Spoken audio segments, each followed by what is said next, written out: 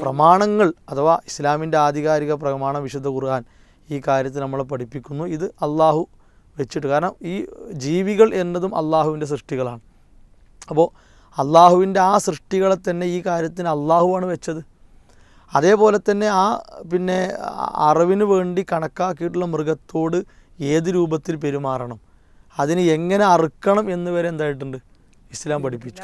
യൗമുൻ നഹർ, ബലിപെരുന്നാളിൻ്റെ ദിവസം, ഈദുൽ അദ്ഹയുടെ ദിവസം, അതിന് പ്രമാണങ്ങളിലൊക്കെ കാണുന്ന പേര് തന്നെ ആണ് യൗമുൻ നഹർ, അറവിൻ്റെ ദിവസം എന്നുള്ളതാണ്. അന്ന് പ്രധാനമായി നിർവഹിക്കേണ്ട ഒരു കർമ്മമാണ് ഉളഹിയത്ത് എന്നുള്ളത്. ഒരുപാട് ശ്രേഷ്ഠതകൾ ഇതിനുണ്ട്. എന്തൊക്കെയാണ് ആ ശ്രേഷ്ഠതകൾ എന്നതാണ് നമ്മൾ അടുത്തതായി ചർച്ച ചെയ്യുന്നത്. ഉളുഹിയത്ത് പൊതുവായി എല്ലാവർക്കും അറിയുന്ന കാര്യം തന്നെയാണ്. രണ്ട് നിലക്കുണ്ട്. ഒന്ന്, ഉളുഹിയത്തിൻ്റെ മഹത്വവും കാര്യങ്ങളും അതിൻ്റെ ശ്രേഷ്ഠതയുമൊക്കെ ഉൾക്കൊണ്ട് ആ കാര്യത്തിൽ കഴിയുന്നത്ര ശ്രദ്ധ കൊടുക്കണം എന്ന് തിരിച്ചറിഞ്ഞ് മുന്നോട്ട് പോകുന്ന ആളുകളുണ്ട്. അതുപോലെ തന്നെ ഈ കാര്യങ്ങളെയൊക്കെ ചോദ്യം ചെയ്യാനും പരിഹസിക്കാനും അതുപോലെ നിഷേധിക്കാനും വേണ്ടി പ്രത്യേക വേഷം ധരിച്ചൊക്കെ രംഗത്ത് വന്ന ആളുകളും സമൂഹത്തിലുണ്ട്. അപ്പോൾ ഇവിടെ ഈ വിഷയത്തിൽ ഇതൊരു ഇബാദത്ത്, ആരാധനയായി ഇസ്ലാം പഠിപ്പിച്ചിട്ടുള്ള കാര്യമാണ്. അതുകൊണ്ട് തന്നെ പ്രാമാണികമായി അതിനെ മനസ്സിലാക്കുക. കാരണം പ്രമാണങ്ങൾക്ക് മുമ്പിൽ നമ്മുടെ ചിന്തകളെയും നമ്മുടെ തോന്നലുകളെയും നമ്മുടെ അഭിപ്രായങ്ങളെയും അടക്കി ഒതുക്കി അവിടെ നിർത്തണമല്ലോ. കാരണം വയുസല്ലിമു തസ്ലീമ, യാതൊരു മനക്ലേശവും ഇല്ലാതെ പ്രമാണങ്ങൾക്ക് വേണ്ടി കീഴ്പ്പെടുക എന്നതാണ് വിശ്വാസികൾ പഠിപ്പിക്കപ്പെട്ടിട്ടുള്ള കാര്യം. അതാണ് ഷഹാദത്ത് കലിമയുടെ ഒരു ഭാഗത്തിൻ്റെ താല്പര്യവും അതാണ്. വാഷ്ഹദു അന്ന മുഹമ്മദ് റസൂലുള്ളാ സ്വല്ലല്ലാഹു അലൈഹി വസല്ലം. അത് മനസ്സുകൊണ്ട് ഉൾക്കൊണ്ട് യഥാർത്ഥ ഇസ്ലാമിൽ ജീവിക്കുന്ന ഒരാളെ സംബന്ധിച്ചിടത്തോളം പ്രമാണങ്ങൾ പറഞ്ഞതിനപ്പുറം ചിന്തിക്കുക എന്നുള്ളത് ശരിയല്ല. ഇവിടെ എന്താണ് ഉലൂഹിയത്ത്, അതിനെപ്പറ്റി പണ്ഡിതന്മാർ വ്യത്യസ്ത നിർവചനങ്ങൾ നമ്മളെ പഠിപ്പിച്ചിട്ടുണ്ട്. അതിൽ പല പണ്ഡിതന്മാരും പറഞ്ഞൊരു കാര്യമാണ് മാ യുദ്ബഹു മിൻ ബഹീമത്തിൽ അൻആമി ഫി യൗമിൽ അൽഹ ഇല ആഖിരി അയ്യാമി തശ്രീഖ് തഖർറുബൻ ഇലല്ലാഹ്. അള്ളാഹുവിലേക്ക് അടുക്കുക എന്ന ഉദ്ദേശത്തോടെ, എന്ന നിയ്യത്തോടെ അയ്യാമു തശ്രീഖ് അഥവാ യൗമുൻ നെഹർ മുതൽ അങ്ങോട്ട് 3 ദിവസങ്ങളിൽ മൃഗങ്ങൾ, ഒന്നുകിൽ ആട്, മാട്, ഒട്ടകം ഏതാണോ ലഭ്യമായിട്ടുള്ളത് അതിനെ അറുക്കുക എന്നതാണ് ഉലൂഹിയത്തിൻ്റെ താല്പര്യം. അപ്പോൾ ഈ നിർവചനം പണ്ഡിതന്മാർ എടുത്തത്, അല്ലെങ്കിൽ ഇങ്ങനെ അവർ പറഞ്ഞത് അവരുടെ ഇഷ്ടത്തിന് പറഞ്ഞതല്ല. ഒന്ന്, വിശുദ്ധ ഖുർആനിൽ മതിയായ തെളിവുകൾ ഇതിനുണ്ട്. ഖുർആൻ നമ്മളെ പഠിപ്പിച്ച കാര്യമാണ് വലികുല്ലി ഉമ്മത്തിൻ ജഅൽനാ മൻസകൻ. ഓരോ ഉമ്മത്തിനും അള്ളാഹു അവർക്ക് വേണ്ടതായ ഒരു ബലികർമ്മത്തെ എന്തായിട്ടുണ്ട്, നിശ്ചയിച്ചിട്ടുണ്ട്. ഇപ്പോൾ നമ്മുടെ നാട്ടിൽ പല മതക്കാരുണ്ട്, പല ആശയക്കാരുണ്ട്. അവർക്കൊക്കെ അവരുടേതായ കുറേ ബലികാര്യങ്ങളും മറ്റും ഉണ്ട്. ഇപ്പോൾ സമൂഹത്തിൽ എല്ലാവർക്കും അറിയുന്നതാണ്. എന്നാൽ ഇസ്ലാം പഠിപ്പിച്ച ഉലൂഹിയത്തിലേക്ക് വരുമ്പോൾ ഒരു മൃഗത്തെ ഇങ്ങനെ അറുത്തിടുക, അല്ലെങ്കിൽ ആ നിലക്കൊരു വൈകാരികത ഉണ്ടാക്കുന്ന രൂപത്തിലുള്ള സംസാരങ്ങളും പ്രവർത്തനങ്ങളൊക്കെ വ്യാപകമായിട്ട് കാണാറുണ്ട്. അപ്പോൾ പ്രമാണങ്ങൾ അഥവാ ഇസ്ലാമിൻ്റെ ആധികാരിക പ്രമാണം വിശുദ്ധ ഖുർആൻ ഈ കാര്യത്തിൽ നമ്മളെ പഠിപ്പിക്കുന്നു. ഇത് അള്ളാഹു വെച്ചിട്ട്, കാരണം ഈ ജീവികൾ എന്നതും അള്ളാഹുവിൻ്റെ സൃഷ്ടികളാണ്. അപ്പോൾ അള്ളാഹുവിൻ്റെ ആ സൃഷ്ടികളെ തന്നെ ഈ കാര്യത്തിന് അള്ളാഹുവാണ് വെച്ചത്. അതേപോലെ തന്നെ അറിവിന് വേണ്ടി കണക്കാക്കിയിട്ടുള്ള മൃഗത്തോട് ഏത് രൂപത്തിൽ പെരുമാറണം, അതിന് എങ്ങനെ അറുക്കണം എന്ന് വരെ എന്തായിട്ടുണ്ട് ഇസ്ലാം പഠിപ്പിച്ചു. അത്രത്തോളം അതിൻ്റെ മര്യാദയും കാര്യങ്ങളൊക്കെ ഇസ്ലാം പഠിപ്പിച്ചു. അതേപോലെ തന്നെ ഒരു വിശ്വാസിയുടെ പ്രഖ്യാപനമാണ് ഖുൽ ഇന്ന സ്വലാത്തി വനുസുക്കി വമഹിയായ വമമാത്തി ലില്ലാഹി റബ്ബിൽ ആലമീൻ. എൻ്റെ നിസ്കാരം, എൻ്റെ അറിവ്, അതുപോലെ തന്നെ എൻ്റെ ജീവിതം, എൻ്റെ മരണം, ഇതെല്ലാം അള്ളാഹ്ക്കുള്ളതാണ്. വേറെ ഒരു വഴിക്കുമ്പോൾ ഈ ഇസ്ലാമിൻ്റെ ബലി എന്ന ആരാധനയെ മുന്നിൽ വെച്ചുകൊണ്ട് പല ആളുകളും ചോദിക്കുകയാണ്, ആ മഖബറയിലേക്ക് അല്ലെങ്കിൽ ജാറത്തിലേക്ക് വേറെ എവിടുന്നെങ്കിലും പുണ്യം കിട്ടുമെന്ന് ഇത് ബിസ്മിയല്ലേ പോരെ, ബിസ്മിയല്ലേ അള്ളാഹ്ക്കുള്ളതായില്ലേ എന്ന് പറഞ്ഞിട്ട് ഇസ്ലാം പഠിപ്പിക്കാത്ത ഒരു പുണ്യം എടുക്കുന്നതിൻ്റെ വഴിയിലേക്ക് തിരിഞ്ഞു പോകുന്ന ആളുകളുണ്ട്. അവർ ചോദിക്കും, ഇങ്ങനെ ഇസ്ലാം പഠിപ്പിച്ചിരിക്കെ നമുക്കെന്തുകൊണ്ട് പിന്നെ ജാറത്തിലേക്ക് ആടിനെ നേർച്ചയായിക്കൂടാ, അല്ലെങ്കിൽ പോത്തിനെ നേർച്ചയായിക്കൂടാ, കോഴിയെ നേർച്ചയായിക്കൂടാ, അങ്ങനെ ചോദിക്കുന്ന ആളുകളുണ്ട്. അപ്പോൾ ദബഹ് എന്നത് അത് ഇബാദത്തിൽപ്പെട്ടതാണ്. അത് അള്ളാഹു അല്ലാത്തവരിലേക്ക് എന്ത് ചെയ്യാൻ പാടില്ല, തിരിച്ചുവിടാൻ പാടില്ല. അതാണ് ഈ ആയത്ത് നമ്മളെ പഠിപ്പിക്കുന്ന കാര്യം. അതുപോലെ തന്നെ ഫസല്ലി റബ്ബിക വൻഹർ, അള്ളാഹുവിന് വേണ്ടി നിസ്കരിക്കണം, അള്ളാഹുവിന് വേണ്ടി ബലിയർക്കണം. ഇവിടെ ഏറ്റവും വലിയ ആരാധന നിസ്കാരം, കർമ്മങ്ങളിൽ ഏറ്റവും ശ്രേഷ്ഠമായ ആരാധന കാര്യമാണ് നിസ്കാരം. ആ നിസ്കാരത്തിൻ്റെ കൂടെയാണ് എന്താക്കിയിട്ടുള്ളത്, ബലികർമ്മത്തെ അള്ളാഹു പഠിപ്പിച്ചിട്ടുള്ളത്. വലിയൊരു സന്ദേശമാണ് റസൂലുള്ളാഹി സ്വല്ലല്ലാഹു അലൈഹി വസല്ലമക്ക് ഈ കാര്യത്തിലൂടെ പിന്നെ അള്ളാഹ് അറിയിച്ചു കൊടുക്കുന്നത്. എന്നിട്ട് ഈ അടുത്ത ഇതിൻ്റെ ബാക്കി, പ്രവാചകരെ നിങ്ങളോട് ദേഷ്യം വെച്ച് പോകുന്നവർ, നിങ്ങളോട് വെറുപ്പ് കാണിക്കുന്നവർ, അവർ വാലറ്റവരാണ്, അവർക്ക് നിലനിൽപ്പുണ്ടാവില്ല. അപ്പോൾ ആ ആയത്ത് നമ്മളെ പഠിപ്പിക്കുന്നത് നബി സല്ലല്ലാഹു അലൈഹി വസല്ലമ ചര്യയാക്കിയിട്ടുള്ള ഒരു കാര്യത്തോട് വിമുഖത കാണിച്ചാൽ, അതിനോട് ഒരു എതിർപ്പ്, ഒരു നീരസം കാണിച്ചാൽ അവന് ആ ആശയം കൊണ്ട് നിലനിൽക്കാൻ കഴിയൂല. ആ ആശയത്തിന് എന്തുണ്ടാവില്ല, ഒരു വലിയ സ്വീകാര്യത അല്ലെങ്കിൽ കൂടുതൽ ആയുസ്സൊന്നും അതിനുണ്ടാവില്ല. കാരണം അത് പ്രമാണങ്ങൾ കൊണ്ടുള്ള പ്രമാണങ്ങൾക്കെതിരായിട്ടുള്ള കളിയാണ്. അപ്പോൾ അങ്ങനെ ഇസ്ലാം നമ്മളോട് പഠിപ്പിച്ച ഒരു കാര്യമാണ്. മാത്രവുമല്ല റസൂലുള്ളാഹി സ്വല്ലല്ലാഹു അലൈഹി വസല്ലമ ഈ വിഷയത്തിൽ അവിടുന്ന് അറുത്ത് നമ്മളെ പിന്നെ ആ ചര്യ കാണിച്ചിരുന്നതൊക്കെ നമുക്ക് ധാരാളമായി കാണാൻ സാധിക്കും. അതുപോലെ ഇതിൻ്റെ ഹിക്മത്ത്, കുറേ ആളുകൾ എന്തിനാണ് ഇപ്പോൾ ഇങ്ങനെ ഒരു അറിവ്, പ്രത്യേകമായൊരു അറിവ് എന്തിനാണ്, ഇത്ര എണ്ണൊക്കെ അറുക്കണത് എന്തിനാണ്, ആളുകൾ ഇത്ര പൈസ ഒക്കെ ചിലവാക്കി ഇങ്ങനെയൊക്കെ ചെയ്യേണ്ട കാര്യമുണ്ടോ എന്ന്. ശരിക്ക് ഇസ്ലാമിൻ്റെ ഓരോ ഇബാദത്തിനും അതിൻ്റേതായ ഒരു യുക്തിയുണ്ട്, അത് അള്ളാഹു വെച്ചതാണ്. ഇപ്പോൾ ഇവിടെ തന്നെ ഇതിലൂടെ അള്ളാഹു നമ്മുടെ ജീവിതത്തിൽ തന്നിട്ടുള്ള എണ്ണിയാലൊടുങ്ങാത്ത അനുഗ്രഹങ്ങൾ, ആ അനുഗ്രഹങ്ങൾക്ക് നമ്മൾ ശുക്ർ കാണിക്കുക, നന്ദി കാണിക്കുക, അത് അടിമകളായ നമ്മുടെ ബാധ്യതയാണ്. ഇപ്പോൾ സാധാരണയായി ഒരാൾ നമുക്കൊരു നല്ല കാര്യം ചെയ്തെന്നാൽ നമുക്ക് അയാളോട് എന്തൊരു സ്നേഹമായിരിക്കും, അയാളെപ്പറ്റി നമ്മൾ എത്രത്തോളം പറയും. ഉടമയായ റബ്ബ് നമ്മളോട് കൽപ്പിച്ച ഒരു കാര്യം നിർവഹിച്ച് അവന് നന്ദി കാണിക്കാൻ നമുക്ക് സാധിക്കുമ്പോഴാണ് നമ്മൾ യഥാർത്ഥ വിശ്വാസികളായിട്ട് മാറുക. മറ്റൊന്ന് അള്ളാഹിനെ പറ്റിയുള്ള ഓർമ്മ, നമ്മുടെ മനസ്സിന് സമാധാനം കിട്ടുന്ന, നമുക്ക് ആശ്വാസം കിട്ടുന്ന, ഏത് പ്രയാസങ്ങളിലും നമുക്കൊരു ജീവൻ നൽകുന്ന കാര്യമാണ് അള്ളാഹിനെ പറ്റിയുള്ള ഓർമ്മ. അപ്പോൾ ഇങ്ങനൊരു മൃഗത്തെ അറുക്കുക എന്ന കൽപ്പനയിൽ അല്ലെങ്കിൽ ആ കാര്യത്തിലുള്ളത് അള്ളാഹുവിനെ പറ്റിയുള്ള ഒരു സ്മരണയാണ്. അതേപോലെ ഖലീലുല്ലാഹി ഇബ്രാഹിം നബി അലൈഹി സ്വലാമിലൂടെ അള്ളാഹു പിന്നെ നടത്തി കാണിച്ച ഒരു കാര്യം, അതിന് നമ്മൾ നബി സല്ലല്ലാഹു അലൈഹി വസല്ലമയുടെ കൽപ്പന പിൻപറ്റി നമ്മളതിന് ജീവൻ കൊടുക്കുകയാണ്. അപ്പോൾ ഈ കാലത്ത് ഇങ്ങനെയൊന്നും വേണ്ട, ഇങ്ങനെയൊക്കെ വിമർശനവും എതിർപ്പൊക്കെ ഉണ്ടാവുമൊന്നും വേണ്ട എന്ന് പറഞ്ഞാൽ ശരിക്കും എന്താ സംഭവിക്കുക, നമ്മൾ ജീവിക്കുന്ന ഭാഗത്ത് ആ സുന്നത്ത് ജീവിക്കൂല, എന്നാൽ അത് വേറെ പലയിടത്തും എന്താണ് വളരെ നല്ല നിലക്ക് ജീവനുള്ളതായി നിൽക്കും. അപ്പോൾ ശരിക്ക് ഇസ്ലാമിൻ്റെ ഒരു ചര്യയെ നമ്മൾ ജീവിപ്പിക്കലാണ്, അതുപോലെ അള്ളാഹുവിൻ്റെ വാക്കിനെ നമ്മൾ സത്യപ്പെടുത്തലാണ്. അതോടൊപ്പം തന്നെ നമുക്ക് അള്ളാഹു ഇപ്പോൾ സാമ്പത്തികമായി നൽകിയ, റസൂലുള്ളാഹി സ്വല്ലല്ലാഹു അലൈഹി വസല്ലം പറഞ്ഞ സാമ്പത്തികമായി ശേഷിയുള്ളവർ ഇതെന്ത് ചെയ്യണം എന്ന് പറഞ്ഞു. അപ്പോൾ അതിലൂടെ ഒരുപാട് പാവപ്പെട്ടവരെ, നമ്മളുമായി അടുത്ത് നിൽക്കുന്നവരെ, നമ്മുടെ കുടുംബത്തിലുള്ള ആളുകളെ, അവർക്കൊക്കെ ഈ സന്തോഷ സുദിനത്തിൽ നന്നായി മനസ്സറിഞ്ഞ് പങ്കാളികളാവാനുള്ള ഒരവസരം കൂടിയാണ് ഈ ഇസ്ലാം വെച്ച ഈ ഇബാദത്തിലൂടെ പിന്നെ പ്രകടമാകുന്നത്. ഇനി അതുമല്ല, ഇവിടെ ഖുർആൻ പ്രത്യേകം പറഞ്ഞു വൽ ബുദ്ന ജഅൽനാഹാ ലക്കും മിൻ ശആയിരില്ല. ഈ ബലിമൃഗം എന്നത് അള്ളാഹു ശരിക്ക് ദീനിൻ്റെ ഒരു പ്രകടമായ ചിഹ്നമാക്കി വെച്ചതാണ്, ഒരു ഷിആറിൽപ്പെട്ടതാണ്. അതുകൊണ്ടാണ് സാധാരണ നമ്മൾ ഒരു സാധാരണ മൃഗത്തെ വളർത്തുന്ന ആളുകൾ തന്നെ അവരെ മക്കളെ നോക്കുന്നതിനേക്കാൾ കൂടുതൽ ഇപ്പം എന്ത് ചെയ്യും, ആ മൃഗത്തെ പരിചരിക്കാനും കുളിപ്പിക്കാനും അതിന് ഭക്ഷണം കൊടുക്കാനും, അതിൻ്റെ സമയം നേരായാൽ പെട്ടെന്ന് പിന്നെ ഇത് കൊടുക്കാണ്ട് പുല്ല് കൊടുക്കാണ്ടെന്നൊക്കെ പറഞ്ഞു പോകും. അപ്പോൾ ഒരു അള്ളാഹുവിൻ്റെ മാർഗത്തിൽ കൊടുക്കാൻ നമ്മൾ കണക്കാക്കിയൊരു മൃഗം, ആ മൃഗത്തെ നല്ല നിലക്ക് പരിപാലിക്കണം, പരിചരിക്കണം എന്നൊക്കെ ഇസ്ലാം അതിൻ്റെ ഭാഗമായിട്ട് നിർദ്ദേശിച്ചു. കാരണം അത് ഇസ്ലാമിൻ്റെ ഒരു ചിഹ്നമാണ്. അപ്പോൾ ആ ആയത്തിലൊക്കെ അള്ളാഹു സുബ്ഹാനഹു വ തആല ആ കാര്യം നമ്മളെ ഊന്നി പഠിപ്പിക്കുന്നു. ഇനി ഇവിടെ ഒരു പ്രശ്നം എന്താ വെച്ചാൽ, പൊതുവേ ഇതിനെ വിമർശിക്കുന്ന ആളുകൾ അവരുടെ അജണ്ട എന്താ വെച്ചാൽ, അവർക്ക് ഇസ്ലാമിനെ പറ്റിയുള്ള ഒരു കൃത്യമായ ധാരണ ഇല്ലാത്തത് കൊണ്ടാണ് വിമർശനം അവരിൽ നിന്നുണ്ടായി വരുന്നത്.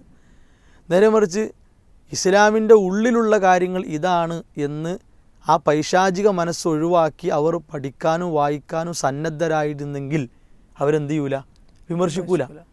ഇപ്പോൾ ഖുർആൻ്റെ ആയത്ത് ഓതിയിട്ടാണ് ചില വിവരമില്ലാത്ത ആളുകൾ പറയണത് എന്ത്, ആ ഓതന ആയത്ത് എന്തിനാന്ന് പോലും ഇത് അവതരിപ്പിക്കുന്ന ആൾക്ക് അറിയണില്ല. അപ്പോൾ അയാൾ ഇഷ്ടപ്പെട്ടൊരാഗ്രഹത്തിൽ, ഇപ്പോൾ CH മുസ്തഫ ഇതിനായി നടക്കുന്ന ചങ്ങായിയാണ്. ഇങ്ങനെ ആളുകൾ കൂടുതലായി അള്ളാഹുവിലേക്ക് അടുക്കാൻ ശ്രദ്ധിക്കുന്ന വിഷയങ്ങൾ ഏതാണോ അതൊക്കെ എടുത്തിട്ട് എന്ത് ചെയ്യുക, അത് ഖുർആനെതിരാണ്, ഇത് അങ്ങനെയാണ് ഇങ്ങനെയാണ് എന്നൊക്കെ പറഞ്ഞ് നടക്കുന്ന പണിയാണ് അയാൾക്ക്. അയാൾ ഓതിയൊരായത്താണ് ഇത് വിശുദ്ധ ഖുർആൻ പിന്നെ ഇതിൻ്റെ ഭാഗമായി പഠിപ്പിച്ച ലൈ യനാലല്ലാഹ ലുഹൂമുഹ വലാ ദിമാഉഹ എന്ന ആയത്ത്. അള്ളാഹ്ക്ക് ഈ ബലിമൃഗത്തിൻ്റെ മാംസമോ രക്തമോ ആവശ്യമില്ല, വലാക്കി യനാലുഹു തഖ്വ, അള്ളാഹ്ക്ക് വേണ്ടത് തഖ്വയാണ്. അഥവാ ഈ കാര്യം ചെയ്യുന്ന ആളുടെ ഇഖ്ലാസ് എത്രത്തോളം ഉണ്ട് എന്നാണ് അള്ളാഹ് നോക്കുക. നമ്മൾ അറുത്ത മൃഗത്തിൻ്റെ വലിപ്പോ അതിൽ ഒഴുകിയ ചോരയോ അതിൻ്റെ തൊലിയോ ഒന്നുമല്ല, അതൊക്കെ അതിൻ്റെ ഭാഗം. പക്ഷേ അവിടെ തഖ്വ പോയാൽ എന്താണ്, ഇതിനൊന്നും ഫലമില്ല. ശരിക്കും ഈ ആയത്ത് വേണ്ട രൂപത്തിൽ അയാൾ ഓതി പഠിച്ചിരുന്നെങ്കിൽ അയാൾക്ക് അങ്ങനെ ഒരു നിഷേധ ആശയത്തിലേക്ക് പോകാൻ കഴിയൂല. അപ്പോൾ ഇതിന് വിശദീകരിക്കപ്പെട്ടെടുത്ത് പ്രത്യേകിച്ച് ഷെയ്ഖ് നാസർ സഅദി റഹിമഹുല്ലാ ഈ ആയത്തിന് കൊടുത്ത വിശദീകരണത്തിലൊക്കെ നമ്മൾ കാണുന്നത് എന്താ വെച്ചാൽ, ഇത് എന്തിനാണ് ഇപ്പോൾ ഇവിടെ തഖ്വയെ പ്രത്യേകം എടുത്ത് പറഞ്ഞത്. തഖ്വയെ പ്രത്യേകം എടുത്ത് പറഞ്ഞത് എന്തിനാ വെച്ചാൽ, ഒരു മൃഗത്തെ അറുക്കുമ്പോൾ സ്വാഭാവികമായിട്ടും പൈശാചികമായി മനുഷ്യരെ ബാധിക്കാൻ സാധ്യതയുള്ള കുറേ കാര്യങ്ങളുണ്ട്. അതിൽപ്പെട്ട ഒന്നാണ് ഇത് അള്ളാഹുവിൻ്റെ പ്രീതി കിട്ടാൻ വേണ്ടിയാണ് എന്ന ലക്ഷ്യത്തിൽ നിന്ന് തെറ്റിക്കപ്പെടും. സ്വാഭാവികമാണ്. ചില ആൾക്കാർ ഈ എണ്ണത്തിൻ്റെ ഒക്കെ ഇത്ര എണ്ണ അറുത്തു, അതിൽ 4 എണ്ണം ഭയങ്കര വലിയ എണ്ണമായിരുന്നു എന്നൊക്കെ പറഞ്ഞ് ഇങ്ങനെ വലിയ വർത്തമാനം പറയും. അപ്പോൾ സ്വാഭാവികമായിട്ട് പിശാച് മുതലെടുക്കും. അതിൽ കൂടെ എന്തു ചെയ്യും, ഒന്ന് അവരുടെ ഇഖ്ലാസ് ഇല്ലാതെയാകും, 2 ഇഹ്തിസാബ്, പ്രതിഫലം ആഗ്രഹിക്കണം. ഇത് വെറുതെ അല്ലല്ലോ, നല്ലൊരു സംഖ്യ മുടക്കിയിട്ട് അള്ളാഹിൻ്റെ മാർഗ്ഗത്തിൽ ഒന്ന് കൊടുക്കുമ്പോൾ അത് കൂലി ആഗ്രഹിക്കുകയാണ്. അതേപോലെ നീയത്ത് അവിടെ ഇല്ലാതെയാകും. എന്നിട്ട് പറയാണ് പിന്നെ ലാ ഫഖ്റൻ വലാ റിയാ, ഇതിങ്ങനെ പൊങ്ങച്ചം കാണിക്കാനും അതേപോലെ ആളുകളെ കാണിക്കാനും ഒന്നല്ല, സുമഅത്തിനല്ല. അതേപോലെ സാധാരണ നടക്കുന്ന അറിവ് പോലെയല്ല. എന്നിപ്പോൾ അങ്ങാടികളിലൊക്കെ അറിവുണ്ട്, പക്ഷെ അതുപോലത്തെ ഒരു അറിവല്ലല്ലോ ഇത്. ഇത് പ്രത്യേക മര്യാദകൾ പാലിച്ചുകൊണ്ടൊക്കെ നമ്മൾ ചെയ്യുന്നത്. അതിനാണ് ഇവിടെ തഖ്വയാണ് പ്രത്യേകം വേണ്ടത്. എന്നിട്ട് പറയാണ്, അതേ അവസാനം പറഞ്ഞൊരു കാര്യം നമ്മൾ ശ്രദ്ധിക്കണം. ഇവിടെ ഇല്ലം യഖ്തരിന് ബിയൽ ഇഖ്ലാസ് വ തഖ്വല്ല, ഇപ്പോൾ ഈ കാര്യത്തിൻ്റെ കൂടെ തഖ്വയെ അല്ല ചേർത്തി പറഞ്ഞിട്ടില്ലെങ്കിൽ എന്താ സംഭവിക്കുക വെച്ചാൽ, ഒരു ആത്മാവില്ലാത്ത തടി പോലെയാകും ആ പണി. വൽ ജസദ് അല്ലദി ലാ റൂഹ ഫീഹി, ഒരാത്മാവില്ലാത്ത തടി പോലെയാകും. അതേപോലെ തന്നെ ഒരു കയമ്പില്ലാത്ത ഒരു പിന്നെ ഫലം പോലെയാകും. തൊലി കളഞ്ഞു നോക്കുമ്പോൾ ഉള്ളു ഒന്നുമില്ല, നല്ല പുറത്ത് കണ്ടപ്പോൾ നല്ല ഭംഗിയൊക്കെ മധുരം ഉണ്ടാവും തോന്നി, പക്ഷേ തൊലിച്ച് കഴിഞ്ഞ് നോക്കുമ്പോൾ എന്തില്ല, ഒന്നുമില്ല. അതിനാണ് ഇവിടെ തഖ്വ. പക്ഷേ മൂപ്പരാ തഖ്വമോട് കൂടിയിട്ട് തഖ്വ ഉണ്ടായാൽ മതി, അറുക്കാനൊന്നും വേണ്ട, എന്തു കൊടുത്താലും ബലിയാകും എന്ന രൂപത്തിലേക്കാണ് ആളുകളെ. അത് അയാളുടെ വലിയ അജ്ഞതയല്ലാതെ വേറൊന്നുമല്ല. അത്രത്തോളം പൈശാചികത അയാളെ വരിഞ്ഞു മുറുക്കിയിട്ടുണ്ട്. അതാണ് സംഭവിക്കുന്നത്. അതേപോലെ ഇബ്രാഹിം നബി അലൈഹിസ്സലാം ഫദൈനാഹു ബിദിബ്ഹിൻ അളീം, ഇബ്രാഹിം നബി അലൈഹിസ്സലാം ആടിനെ അടുത്തുനിന്ന് കാണിച്ചു തരാൻ പറ്റുമോ എന്നൊക്കെ ചോദിച്ചിട്ട് ആളുകളെ കെട്ടിട്ട് വെല്ലുവിളിയൊക്കെ നടത്തുന്ന കോലത്തിലാണ് വർത്താനം. ശരിക്ക് ഫദൈനാഹു ബിദിബ്ഹിൻ അളീം എന്ന ആയത്ത് അവിടെ ഒരു വലിയ മൃഗത്തെ അറുത്തു എന്ന് പറഞ്ഞാൽ അതിൻ്റെ വിശദീകരണമൊക്കെ നോക്കി പഠിച്ചിരുന്നെങ്കിൽ, കാരണം ഇസ്ലാമിൻ്റെ പ്രമാണങ്ങളെ ഓരോരുത്തരുടെ ഇഷ്ടത്തിനനുസരിച്ചല്ല പറയേണ്ടത്. അതിന് ആധികാരികമായി വിവരണം നൽകപ്പെട്ട പണ്ഡിതന്മാരുണ്ട്, അവരെ നോക്കിയിട്ടാണ് അത് എടുക്കേണ്ടത്. ഇവിടെ ഈ ആയത്തന്നെ തെളിവാണ്. ഇബ്രാഹിം നബി അലൈഹിസ്സലാം അള്ളാഹുവിൻ്റെ കൽപ്പന പ്രകാരം നൽകപ്പെട്ട ഒരു ആടിനെയാണ് അറുത്തത്.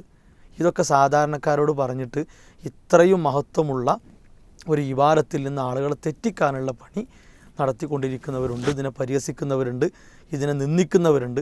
അതൊക്കെ നമ്മൾ തിരിച്ചറിഞ്ഞ് ഈ മഹത്വത്തിൻ്റെ ഭാഗമായി തീരാനും അതിലൂടെ പ്രതിഫലം ആഗ്രഹിക്കാനും ഒക്കെയാണ് തയ്യാറാകേണ്ടത് എന്നാണ് സൂചിപ്പിക്കുന്നത്. ഇവിടെ നമ്മൾ മനസ്സിലാക്കേണ്ട ഒരു കാര്യം, പൊതുവെ ഉളുഹിയ്യത്ത് എന്ന് പറയുമ്പോൾ ഇപ്പോൾ നമ്മുടെ നാട്ടിലൊക്കെ ഈ കന്നുകാലികളെ അറക്കാൻ കൊണ്ടുപോയതിൻ്റെ പേരിൽ ഇപ്പോൾ ഈ 2-3 ദിവസങ്ങൾക്ക് മുമ്പ് വരെ നമ്മുടെ രാജ്യത്ത് അതിൻ്റെ പേരിൽ 2 ആളുകൾ അടിച്ചു കൊന്നിട്ടുണ്ട്.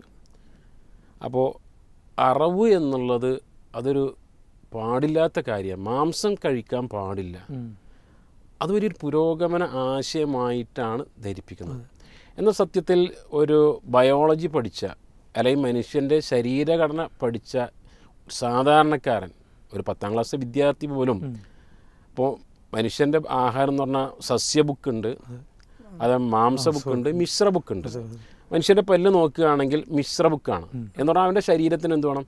മാംസവും വേണം, അതേപോലെ സസ്യവും വേണം എന്നാണ്. അപ്പോൾ ആരെങ്കിലും പറയോ ഏത്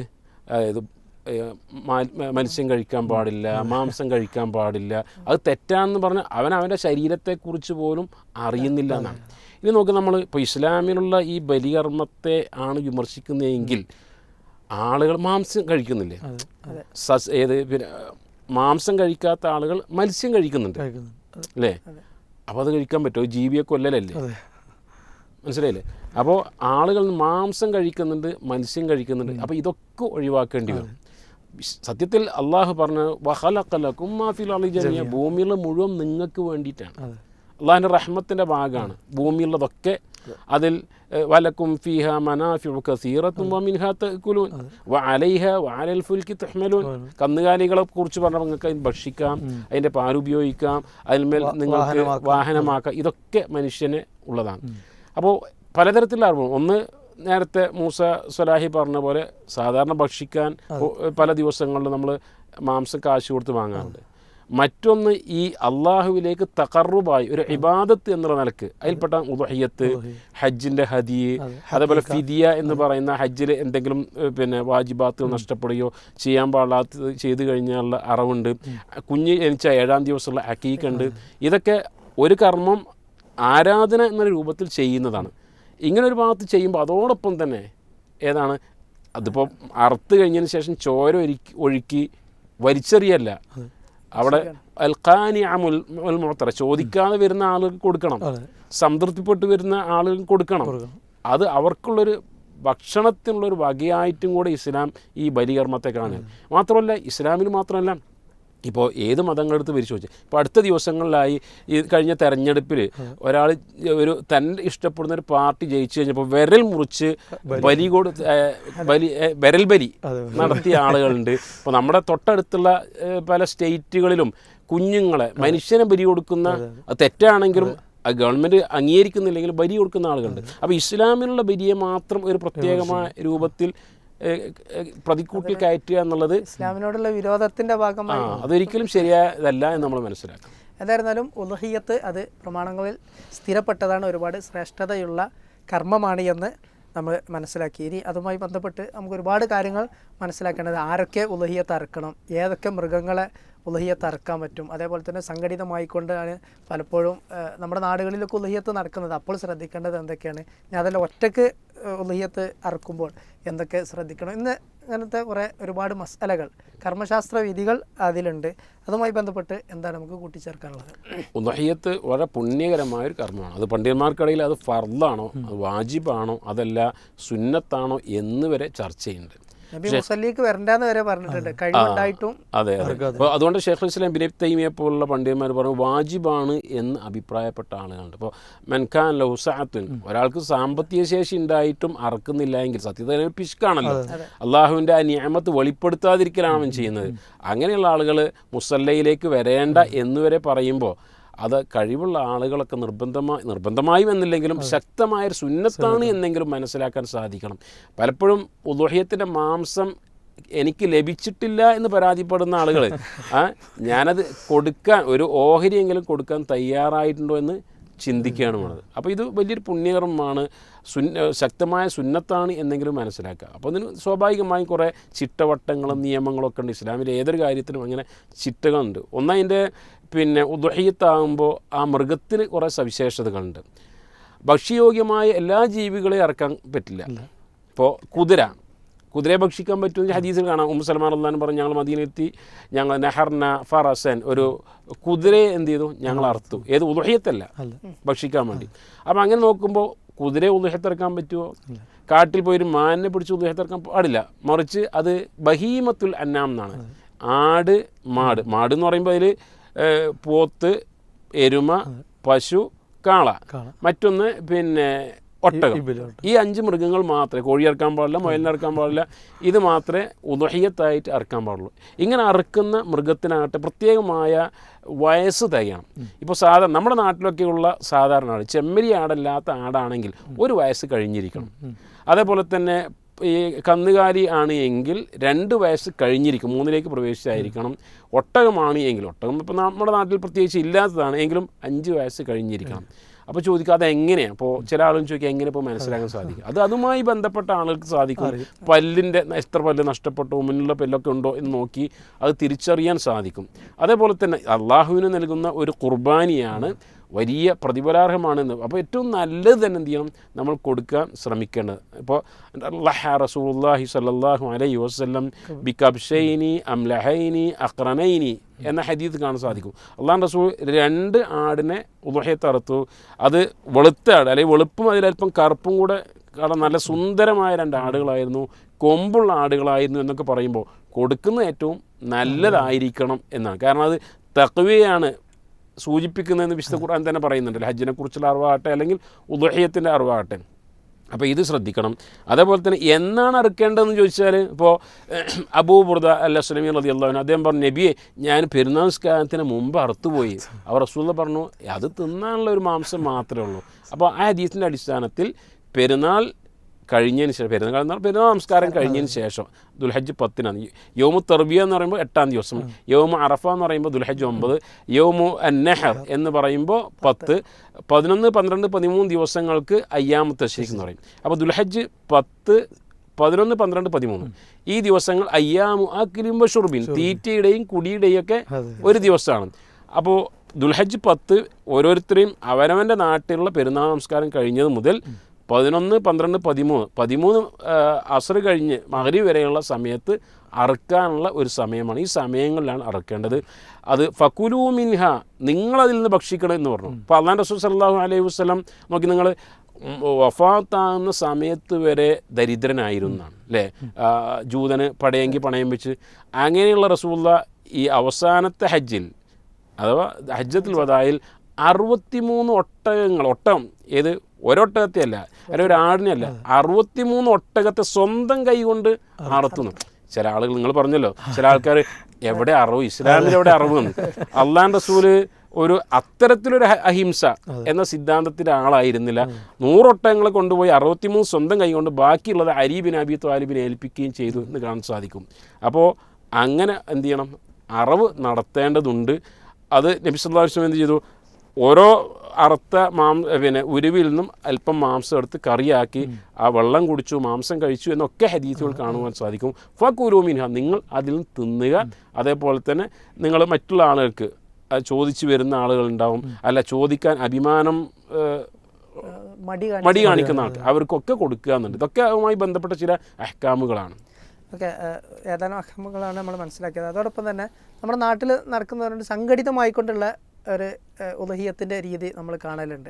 അപ്പോൾ അങ്ങനെ സംഘടിതമായി നടത്തപ്പെടുമ്പോൾ ആ കമ്മിറ്റിക്കാർ, അത് നടത്തുന്ന ആളുകൾ ശ്രദ്ധിക്കേണ്ട കാര്യങ്ങൾ എന്തൊക്കെയാണ്? അപ്പോൾ ഉരുവിനെ വാങ്ങുന്ന സമയത്ത് ആളുകൾ എല്ലാവരും കൂടി ഒരു 7 ആളെ കൂട്ടിയിട്ട് ഒരു 7ൻ്റെ ഒരു 4 5 സെറ്റ് ഉണ്ടാക്കി, എന്നിട്ട് എല്ലാവരും കൂടി പോയി ഉരുവിനെ വാങ്ങി വരുന്ന അങ്ങനത്തെ ഒക്കെ ഒരു സമ്പ്രദായങ്ങൾ നമ്മുടെ നാട്ടിൽ കാണപ്പെടാറുണ്ട്. അതുമായി ബന്ധപ്പെട്ട് എന്താണ് പ്രതികരിക്കാൻ? ഇവിടെ അതിന് പറയുമ്പോൾ നേരത്തെ മുസലായി പറഞ്ഞ പോലെ ഇത് യനാലു തഖ്വ, നിങ്ങളെ തഖ്വ ഉണ്ടോ എന്നതിനുള്ള പരിപാടിയാണ്. ചില ആളുകൾ ധരിച്ചതെന്തെന്നറിയോ, എൻ്റെ കയ്യിൽ പൈസ ഞാൻ പള്ളി കമ്മിറ്റി കൊടുത്തു, അത് ഇനി അവരായി അവരുടെ പാടായി. ഏത് ഈ ഉളുഹിയത്ത് അറക്കുക എന്നത് പള്ളി കമ്മിറ്റിയുടെ ബാധ്യതയാണ്, അല്ലെങ്കിൽ ഉളുഹിയത്ത് കമ്മിറ്റിയുടെ ബാധ്യതയാണ് എന്ന് തെറ്റിദ്ധരിച്ച ആളുകളുണ്ട്.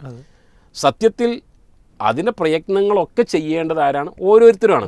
ഇപ്പോൾ നമ്മൾ സൗകര്യത്തിന് വേണ്ടിയാണ് എന്ത് ചെയ്യുന്നത്, ഇത്തരം കമ്മിറ്റികൾ, സംവിധാനം. അപ്പോൾ എന്തിനാ അങ്ങനെ സംവിധാനം എന്ന് ചോദിച്ചാൽ, ഒരു പക്ഷേ ഇപ്പോൾ ഒരു നാട്ടിൽ വെറും പണക്കാർ മാത്രമുള്ള ഏരിയയാണ്, മറ്റൊരു നാട്ടിൽ ആകട്ടെ ദരിദ്രർ മാത്രമാണ്.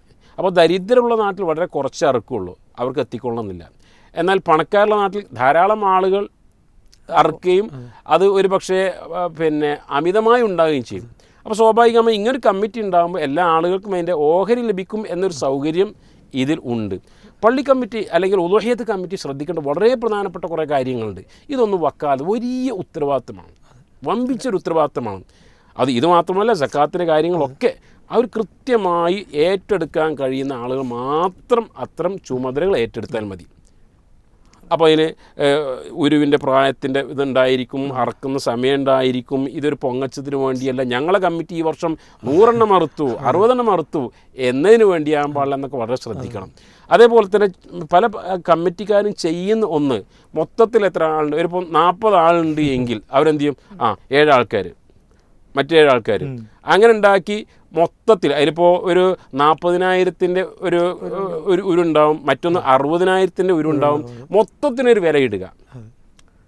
അപ്പോൾ സത്യത്തിൽ കമ്മിറ്റിയുടെ ഒരു ജോലിയായിട്ടാണ് ഇത് മനസ്സിലാക്കുന്നത്. ഇപ്പോൾ ഒരു ഉരുവിന് 49 ആണ് എങ്കിൽ 49,000 രൂപയാണെങ്കിൽ ഓരോരുത്തർക്കും 7,000 രൂപയായിരിക്കും ഉണ്ടാകുക. മറ്റൊരു ഉരുവിന് പിന്നെ 90 ആണ് എങ്കിൽ അതിൻ്റെ ഏകദേശം ഇരട്ടിയായിരിക്കും. ഓരോ ഉരുവും ഇത് നിങ്ങളുടെ ഉരുവാണ്, ഇത് നിങ്ങളുടെ ഉരുവാണ്, ഇതിന് ഇത്ര കാശാണ് എന്ന രൂപത്തിൽ കണക്കാക്കി കൊടുക്കേണ്ടതുണ്ട്. മാത്രമല്ല താൻ അറുക്കുന്ന ഉരുവിനൊന്ന് കാണുകയെങ്കിലും വേണ്ടേ അല്ലേ? ഒരു പുല്ല് കൊടുക്കാനും ഒരു വെള്ളം കൊടുക്കാനും. സത്യത്തിൽ ഇവിടെ നമ്മൾ ഇബ്രാഹിം നബി അലൈഹി സ്വലാത്തു വസ്സലാമിൻ്റെ ചര്യ മുഹമ്മദ് നബിയിലൂടെ എന്ത് ചെയ്യാണ്, ഒന്ന് ഓർമ്മ പുതുക്കൽ ഉണ്ട് എന്ന് പറഞ്ഞല്ലോ. അവിടെ സ്വന്തം മകനെ അറക്കാൻ തയ്യാറായ ഇബ്രാഹിം നബി അലൈഹി സ്വലാത്തു വസ്സലാം. പലപ്പോഴും നമ്മളൊക്കെ നമ്മുടെ വീട്ടിലുള്ള ഉരുവിനെ അല്ല അറക്കാറുള്ളത്. അത് വലിയൊരു ത്യാഗം തന്നെയാണ്. ഒരു വീട്ടിലെ അംഗത്തെ പോലെ കാണുന്ന ഒരു പശുക്കുട്ടിയെ നോക്കി പോറ്റി വളർത്തി വലുതാക്കി പിന്നെ അറക്കുക എന്ന് പറഞ്ഞാൽ വല്ലാത്തൊരു പ്രയാസമായിരിക്കും. അതാണ് തഖ്വ എന്ന് പറഞ്ഞാൽ. എന്നാൽ അതിന് കഴിയാത്ത ആൾ, അത്രത്തോളം ഉരു നമ്മുടെ വീട്ടിലും ഒന്നും ഇല്ലാത്തതുകൊണ്ട് ഇങ്ങനൊരു സംവിധാനം ഉണ്ടാകുമ്പോൾ അതിനെ താൽക്കാലികമായി ഒന്ന് പരിചരിക്കാനും വേണ്ട കാര്യങ്ങൾ ചെയ്തു കൊടുക്കാനും കഴിയാതെ ഞാൻ അറുത്തു, എൻ്റെ ഉദഹ്യത്തിൻ്റെ മാംസം എൻ്റെ വീട്ടിൽ എന്തുകൊണ്ട് എത്തിയില്ല എന്ന് ചോദിക്കുന്നൊരവസ്ഥയിലേക്ക് ഉണ്ടാക്കാൻ പാടില്ല. കമ്മിറ്റി അത്തരം എല്ലാ ഉത്തരവാദിത്തങ്ങളും ഏറ്റെടുക്കേണ്ടതില്ല, ഒരു സംവിധാനം ഒരുക്കി കൊടുക്കുക ആണ് ചെയ്യേണ്ടത്. അതിൽ ഉള്ള അറിവും ജ്ഞാനവും കമ്മിറ്റിക്ക് ഉണ്ടായിരിക്കണമെന്ന് പ്രത്യേകമായി നമ്മൾ മനസ്സിലാക്കണം. അതേപോലെ തന്നെ ഈ ഇറച്ചി നമ്മൾ മാംസം എങ്ങനെയാണ് വീതം വെക്കേണ്ടത്? ഇപ്പോൾ ചില കമ്മിറ്റിക്കാരൊക്കെ പറയുന്നത് ചെയ്യും, അപ്പോൾ അറുത്തതിന് മൊത്തം എടുത്ത് 3 ആക്കിയിട്ട് ഭാഗിക്കണമെന്നൊക്കെ പറയാറുണ്ട്. അതേപോലെ തന്നെ ഈ ഇറച്ചി വിതരണം ചെയ്യുമ്പോൾ നേരത്തെ പറഞ്ഞല്ലോ, പാവപ്പെട്ടവർക്കും മടി കാണിച്ച് നിൽക്കുന്നവർക്കൊക്കെ വിതരണം ചെയ്യുന്നത്. അങ്ങനെ വിതരണം ചെയ്യുന്ന സമയത്ത് ഇപ്പോൾ ഒരു ഏരിയയിൽ താമസിക്കുമ്പോൾ അവിടെ മുസ്ലിങ്ങളായ ആളുകളൊക്കെ ഉണ്ടാവും, അപ്പോൾ അവർക്ക് വിതരണം ചെയ്യാൻ പറ്റുമോ? ഇങ്ങനത്തെ കുറച്ച് മസാലകൾ കൂടി കൂട്ടിച്ചേർത്താൽ. ഇവിടെ ഉദുഹിയ്യത്ത് പലപ്പോഴും പണ്ഡിതന്മാർ ചർച്ച ചെയ്യുമ്പോൾ അത് സൂറത്ത് ഹജ്ജിൽ പറഞ്ഞ ബലി അറക്കലുമായി എന്നോ ഹജ്ജിൻ്റെ അറവുമായി ബന്ധപ്പെടുത്തിക്കൊണ്ടാണ് പറയാറുള്ളത്. അങ്ങനെ നോക്കുമ്പോൾ അള്ളാഹു റസൂൽ സല്ലല്ലാഹു അലൈഹി വസല്ലം 63 ഒട്ടകത്തെ അറുത്തുവെങ്കിൽ അങ്ങനെ 63-നെ 3-1 ആക്കി ഭാഗം വെച്ച് ആ ഒരു ഭാഗം ഓഹരിയുമായി റസൂലുള്ളാഹി സ്വല്ലല്ലാഹു അലൈഹി വസല്ലം പോയിട്ടില്ല. മറിച്ച് അവിടെ സുന്നത്ത് എന്താണ്, നിങ്ങൾ അതിൽ നിന്ന് ഭക്ഷിക്കുക എന്നാണ്. ഇപ്പോൾ നമ്മുടെ നാട്ടിലൊക്കെ കാണാറുള്ള 3 ഓഹരിയായി വെക്കും. അത് ഹറാമാണ് എന്നല്ല ഞാൻ സൂചിപ്പിച്ചത്. പക്ഷേ ഈ ഒരു എല്ലാം കൂടെ അങ്ങോട്ട് പോകട്ടെ, കാരണം അത് 3-1 കൂടുതലായിട്ടുണ്ട്, കുറവായിട്ടുണ്ട്, വളരെ കണിശത പുലർത്തുന്ന ആളുകൾ അവർ ധരിച്ചിരിക്കുന്നത് ഈ 3-1 ആക്കൽ നിർബന്ധമാണ് എന്നാണ്. അങ്ങനെ ഒന്നും ഇല്ല. മറിച്ച് അവരാവശ്യമുള്ള ഓഹരി റസൂലുള്ളാഹി പറഞ്ഞു, കുലു വതസദ്ദഖു വദ്ദഹിറു, നിങ്ങൾ തിന്നോളിയും, നിങ്ങൾ സൂക്ഷിച്ചു വെച്ചോളിയും, അതേപോലെ പാവപ്പെട്ടവർ കൊടുത്തോളിയും. ഈ 3 വാക്ക് പറയുമ്പോൾ ചില ആളുകൾ മനസ്സിലാക്കി ഈ 3 ഓഹരി വെക്കാനാണ് എന്നുള്ളത്. അങ്ങനെ ഒന്നുമില്ല, എത്രയും എടുക്കാം, എത്രയും കൊടുക്കുക, അതിൽ തിന്നൽ സുന്നത്താണ് എന്ന് മാത്രമേ ഉള്ളൂ. അപ്പോൾ ഇവിടെ പറഞ്ഞ പോലെ തന്നെ നമ്മുടെ നാട്ടിലൊക്കെ ആകുമ്പോൾ മുസ്ലിങ്ങളും അമുസ്ലിങ്ങളും ഒക്കെ വളരെ സാഹോദര്യത്തോടു കൂടി സ്നേഹത്തോടു കൂടി ജീവിക്കുന്ന വേളയിൽ ആലോചിച്ച് നോക്കുക, തൊട്ടടുത്തുള്ള ഒരു വീട്ടിലേക്ക് എല്ലാ വിഷയങ്ങളും നമ്മളുമായി ഇടപെടുന്നുണ്ട്, എന്നിട്ടും അങ്ങനെയുള്ള വീട്ടിലേക്ക് ഒരു മാംസം കൂടുതൽ പിന്നെ ഒരു പൊതി കൊടുത്തിട്ടില്ല എങ്കിൽ അത് മാനസികമായി വലിയ പ്രയാസമുണ്ടാകും. ഇപ്പോൾ Abdullahi bin Amr bin as റളിയല്ലാഹു അൻഹു അദ്ദേഹം ഒരു ആടിനെ അറുത്ത് കഴിഞ്ഞാൽ ഹദീസുകളും ചരിത്രങ്ങളും കാണാൻ കഴിയും. അദ്ദേഹം എന്ത് ചെയ്യും, അല്ല നമ്മുടെ അയൽവാസിയായ ജൂതൻ അതിൽ നിന്ന് കൊടുത്തോ എന്ന് ചോദിക്കാറുണ്ടായിരുന്നു എന്നാണ്. അപ്പോൾ അവരാരും ഇങ്ങനെ ഒരു ആടിനെ അറുത്തതിൽ നിന്ന് വല്ലതും കൊടുക്കുന്നത് അമുസ്ലിമിന് കൊടുക്കുന്നത് ഹറാമായി കണ്ടിട്ടില്ല. അതിന് സമാനമാണ് ഇത്. ഈ അറിവ് അമുസ്ലിമിന് കൊടുക്കാൻ പാടില്ല എന്ന് റസൂലുള്ളാഹി സ്വല്ലല്ലാഹു അലൈഹി വസല്ലം പറഞ്ഞിട്ടില്ല. മാത്രമല്ല ഷെയ്ഖ് ഉസൈമീനെ പോലുള്ള പണ്ഡിതന്മാർ, ഷെയ്ഖ് അബ്ദുൽ അസീസ് ഇബ്നു അബ്ബാസ് റഹ്മത്തുള്ളാഹി അലൈഹി അവരെ പോലുള്ള പണ്ഡിതന്മാരൊക്കെ പറഞ്ഞത് വേണമെങ്കിൽ അവർക്ക് കൊടുക്കാം. അത് ഒരു പക്ഷേ അവർ നമ്മളുമായുള്ള ബന്ധങ്ങൾ നന്നാക്കുവാനും തെറ്റിദ്ധാരണകൾ നീക്കുവാനും ഒക്കെ നല്ലതാണ്. യാതൊരുവിധ ഹറാമും അതിലില്ല എന്ന് മനസ്സിലാക്കും. അതുപോലെ ഈ അറുത്തവർ കഴിക്കാൻ പാടില്ല, അങ്ങനത്തെ ഒരു വസ്തുവാസമുണ്ട്. അറുത്ത ആൾ ഇപ്പോൾ ആരാണോ ഉളുഹിയത്ത് ചെയ്യണത് അയാൾ എന്ത് ചെയ്യാൻ പാടില്ല, അത് കഴിക്കാൻ പാടില്ല. അതേപോലെ 3 ദിവസത്തിൽ കൂടുതലായിട്ടിത് എടുത്തു വെക്കാൻ പാടില്ല. ഇങ്ങനത്തെ കുറേ ചില കാര്യങ്ങൾ. അതൊരു പക്ഷേ ഇപ്പോൾ ഒരാള് നേർച്ചയാക്കി ഈ വർഷം ഞാൻ ഉളുഹിയത്ത് നേർച്ചയാക്കി, ഈ നേർച്ചയും നീയത്തും തമ്മിൽ ആളുകൾക്ക് മാറിപ്പോകാം. ഈ വർഷം എനിക്ക് ഉളുഹിയത്ത് അറുക്കണം എന്ന് മനസ്സിലൊരു തോന്നലാണ് നീയത്താണ്. അയാളെ സംബന്ധിച്ചിടത്തോളം ആ വർഷം അറുക്കാൻ കഴിഞ്ഞിട്ടില്ല എങ്കിൽ പ്രശ്നമില്ല. നേരെ മറിച്ച് ഇതാ ഈ വർഷം ഞാൻ ഒരു ആടിനെ അറുക്കാൻ ഉളുഹിയത്ത് അറുക്കാൻ നേർച്ചയാക്കിയിരിക്കുന്നു എന്ന് പറഞ്ഞാൽ അയാളെ സംബന്ധിച്ചിടത്തോളം അത് അറക്കൽ നിർബന്ധമാണ്. അതിന് കഴിഞ്ഞിട്ടില്ല എങ്കിൽ പിന്നീട് നേർച്ച പൂർത്തിയാക്കാതിൻ്റെ പ്രായശ്ചിത്തം, 10 പാവപ്പെട്ട ആളുകൾക്ക് ഭക്ഷണം കൊടുക്കുക, അല്ലെങ്കിൽ അവർക്ക് വസ്ത്രം കൊടുക്കുക, ഇതിനൊന്നും കഴിഞ്ഞിട്ടില്ല എങ്കിൽ 3 നോമ്പ് തുടർച്ചയായി ചെയ്യുക എന്നത് വേണ്ടി വരും. അപ്പോൾ അങ്ങനെ ഒരു നേർച്ചയാക്കിയ ആളെ സംബന്ധിച്ചിടത്തോളം അവർക്ക് പിന്നെ അങ്ങനെ ചെയ്യേണ്ടി വരും. അത് പിന്നെ കൂട്ടത്തിൽ ഒരു കാര്യം കൂടെ സൂചിപ്പിച്ചല്ലോ, അവർക്ക് സ്വന്തം തിന്നാൻ പറ്റുമെന്നുള്ളൂ. അങ്ങനെ നേർച്ചയാക്കിയ ആളെ സംബന്ധിച്ചിടത്തോളം അത് സ്വാഭാവികമായും മറ്റുള്ള ആളുകൾക്ക് കൊടുക്കുകയാണ് ചെയ്യേണ്ടത്. സൂക്ഷിക്കാൻ പാടില്ല എന്ന് പറഞ്ഞു. ഇപ്പോൾ റസൂലുള്ളാഹി സ്വല്ലല്ലാഹു അലൈഹി വസല്ലം ഉളുഹിയത്തിന്റെ ഇപ്പോൾ ഈ ഹദീസിൽ കുൻതു നഹൈതുകും അൻ സിയാറത്തിൽ ഖുബൂർ, ഖബർ സിയാറത്ത് ഞാൻ നിങ്ങൾക്ക് വിരോധിച്ചിരുന്നു, എന്നാൽ നിങ്ങൾ സിയാറത്ത് ചെയ്യുക. ഈ ഹദീസിന്റെ തൊട്ട് ശേഷമാണ്, എന്നാൽ ഹദീസിൽ തന്നെയാണ് ഉളുഹിയത്തിന്റെ മാംസം സൂക്ഷിക്കുന്നത് ഞാൻ നിങ്ങൾക്ക് വിരോധിച്ചിരുന്നു, എന്നാൽ ഇനി നിങ്ങൾക്ക് ഉപയോഗിക്കാം. അപ്പോൾ ആദ്യകാലത്തുള്ളൊരു വിധി. അപ്പോൾ ചോദിക്കുക എന്തിനാ അപ്പോൾ അങ്ങനെ ഒരു വിധി മാറ്റിമറിച്ചു? അന്ന് മുസ്ലിങ്ങൾ ദരിദ്രരാണ്, മാംസം പിന്നെ ഭക്ഷണമില്ലാത്ത അവസ്ഥ, ആളുകൾ ദാരിദ്ര്യത്തിൻ്റെ അവസ്ഥയിലാണ്. അങ്ങനെയുള്ള സമയത്ത് അവിടെ ഓരോരുത്തരും അവനവന് കിട്ടിയത് കെട്ടിപ്പൂട്ടി വെക്കാതെ എല്ലാ ആളുകൾക്കും കൊടുക്കുക. 3 ദിവസത്തിലധികം അവിടെ സൂക്ഷിക്കുവാൻ പാടില്ല മറ്റുള്ളവർക്ക് കൊടുക്കുന്ന. എന്നാൽ അവസ്ഥകളൊക്കെ മാറി ആ ഒരു സാമ്പത്തികമായ നല്ല അവസ്ഥയിലേക്ക് വന്നപ്പോൾ ഇതാ ഇനി നിങ്ങൾ സൂക്ഷിച്ചുകൊണ്ട് കുഴപ്പമില്ല എന്നും റസൂലുള്ളാഹി സ്വല്ലല്ലാഹു അലൈഹി വസല്ലം പറഞ്ഞിട്ടുണ്ട്.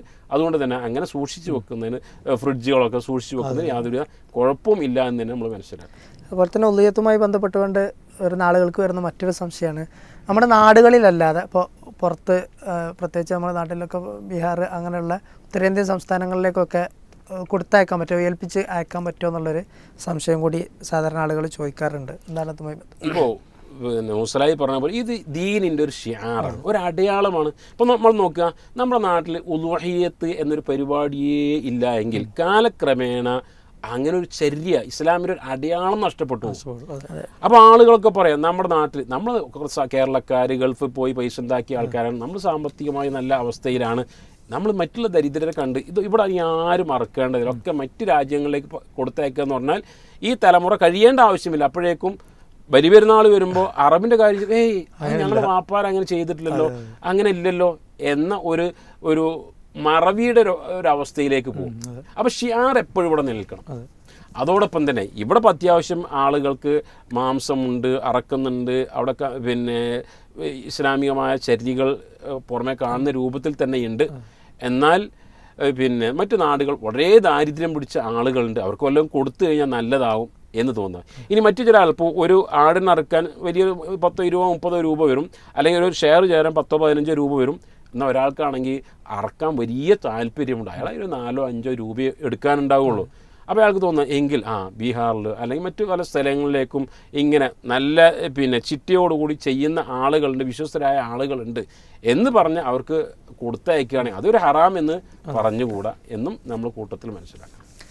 ഏതായിരുന്നാലും യൗമ അറഫയുമായി ബന്ധപ്പെട്ടും യൗമുൻ നഹറിലെ ഉളുഹിയത്തുമായി ബന്ധപ്പെട്ടുമുള്ള ഒരുപാട് കാര്യങ്ങളാണ് നമ്മൾ ഇന്നത്തെ പ്രൂഫ് പോയിന്റിലൂടെ മനസ്സിലാക്കിയത്. ഏതായിരുന്നാലും പെരുന്നാൾ വരികയാണ്, അറഫ വരികയാണ്. അതിൻ്റെ എല്ലാ നന്മകളിലും നമ്മളെല്ലാവരും ഭാഗവാക്കാക്കണം എന്നതാണ് ഓർമ്മപ്പെടുത്തുവാനുള്ളത്. പെരുന്നാളുമായി ബന്ധപ്പെട്ട് ഒരുപാട് സുന്നത്തുകളുണ്ട് എന്ന് നമുക്കെല്ലാവർക്കും അറിയാം. തക്ബീർ ചൊല്ലുക എന്നുള്ളത് ദുൽഹിജ്ജയിലെ ഈദുൽ അദ്ഹയുമായി ബന്ധപ്പെട്ട് 1-ാമത്തെ ദിവസം മുതൽ അയ്യാമു തശ്രീഖിൻ്റെ അവസാനത്തെ ദിവസം വരെ തക്ബീറുകൾ ചൊല്ലാം, തഹ്ലീലുകൾ ചൊല്ലാം എന്നുള്ളത് പ്രമാണങ്ങളിൽ സ്ഥിരപ്പെട്ട കാര്യമാണ്. അപ്പോൾ ആ കാര്യങ്ങളൊക്കെ നമ്മുടെ ശ്രദ്ധയിലുണ്ടാവുക.